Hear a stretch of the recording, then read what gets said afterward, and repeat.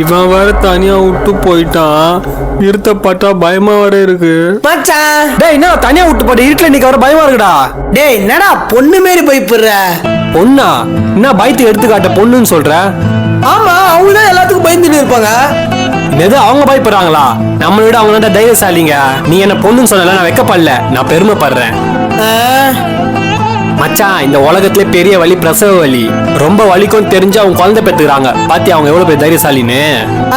நான் ஒரு வேலைக்கு போய் வேறு செஞ்சு வலிக்கிறேன், ஆபத்தான வேலைலாம் செய்யறேன்.